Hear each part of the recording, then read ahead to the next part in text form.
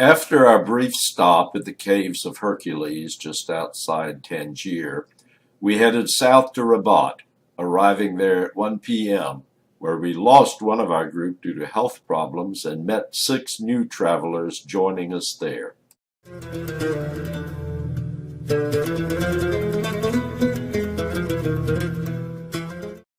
Rabat is the capital city of Morocco and the second largest city in the country. Rabat and its older twin city, Salé, on the other side of the river, maintain important textile, food processing, and construction industries.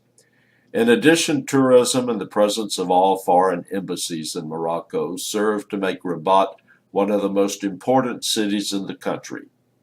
Rabat served as one of the many ports in North Africa for the Barbary pirates, who were particularly active from the 16th through the 18th centuries.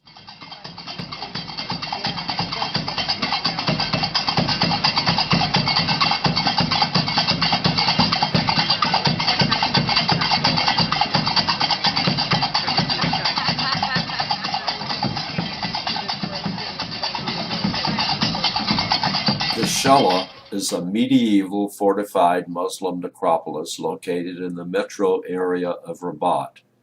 Established by the ancient Phoenicians as a trading emporium and called Sala, it was later the site of the Roman colony of Sala Colonia in the Roman province of Mauritania Tingitana. Also called Sala by the 7th century Muslim conquerors of North Africa, it was mostly abandoned during the 12th century and then rebuilt in the 13th century. The ruins of the medieval fortress are still extant. Originally used as a royal burial ground, the 13th century rulers made the site a holy necropolis, or shella, and built a complex that included mosque, minaret, and royal tombs. The tall minaret of the now ruined mosque was built of stone and ornamental tile work, and still stands. The Mausoleum of Mohammed V is a historical building containing the tombs of the late Moroccan king and his 2 sons, the late King Hassan II and Prince Abdullah. The building is considered a masterpiece of modern Moroccan Muslim architecture, with its white silhouette topped by a typical green tiled roof, green being the color of Islam. Its construction was completed in 1971. Hassan II was buried there following his death in 1999. The interior is finished in white marble and granite floors and walls, and a beautiful granite block with a headstone indicates the final resting place of the great king. The sliding doors and ceiling have also been carved in breathtaking motifs and designs. Spectacular chandeliers light up the room that is complete with red carpets on the stairs and flags.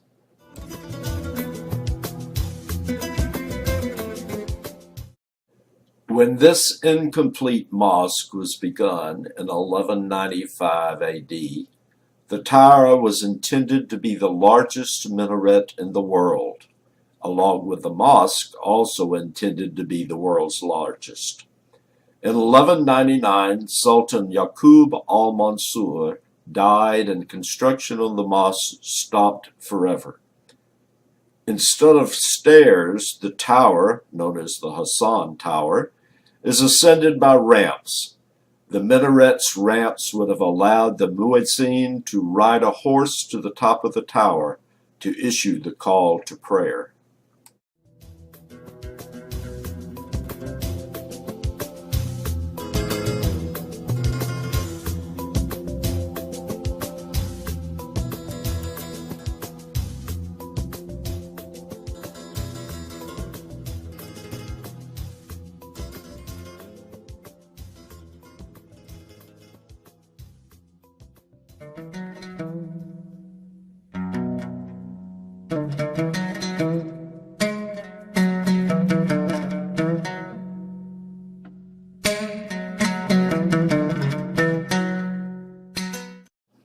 Val, Sheila, Patrick, Linda, and I all visited the National Archaeological Museum after lunch. Although small, it had some very fascinating samples of ancient Roman artifacts.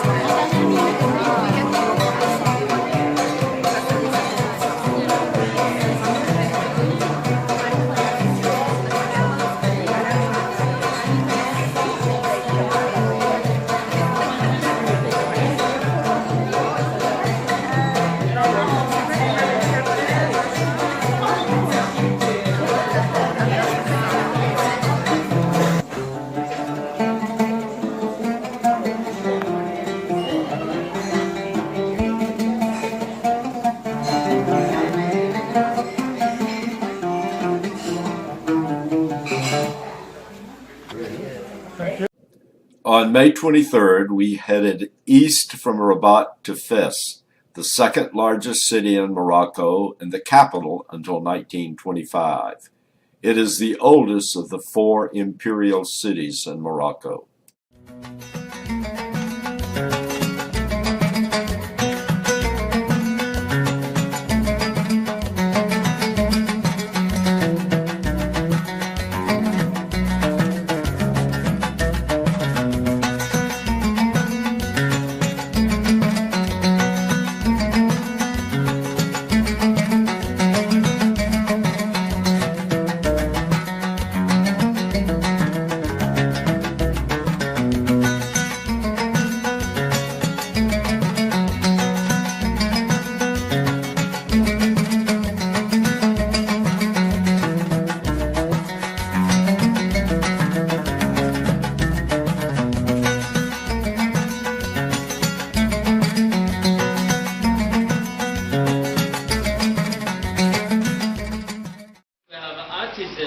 Making ceramic in the cake oil without molds, and the people, they learn 5 years apprenticeship to make, for example, lots of pieces like this.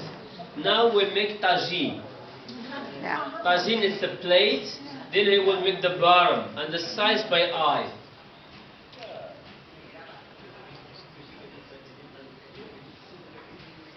Beautiful.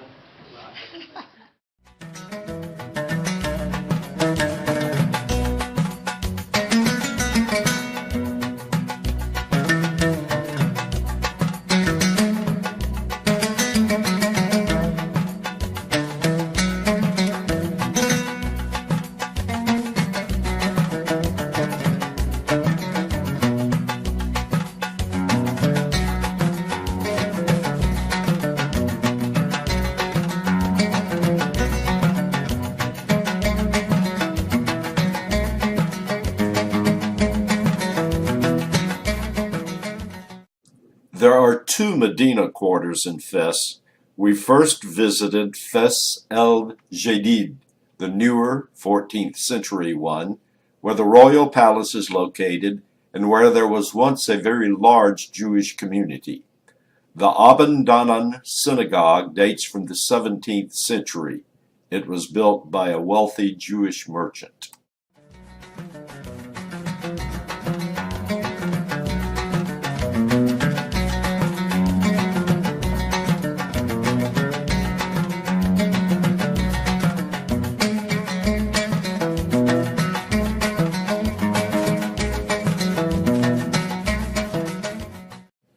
spent the rest of the morning and afternoon wandering the older 9th century Fes el Bali Medina, the oldest wall part of Fes.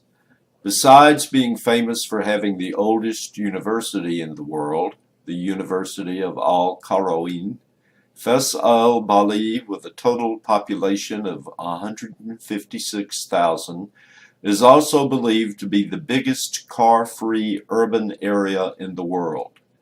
The Medina was fascinating, with narrow, winding alleys lined with shops selling everything imaginable.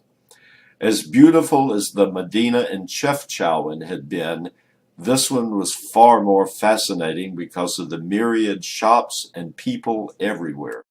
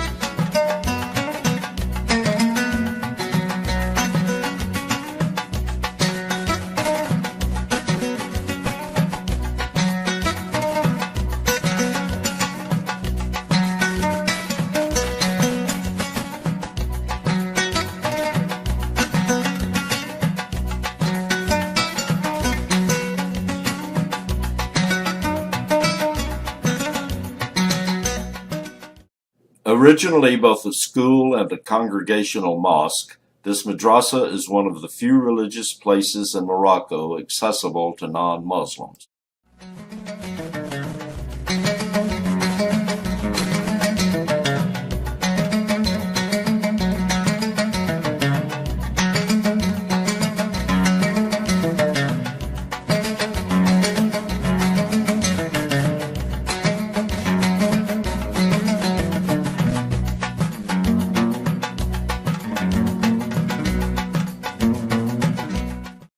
Animal hides are tanned in a solution of water and pigeon manure for the ammonia, dyed in solutions of water and saffron, berries, indigo, etc., and then cut for making various leather goods.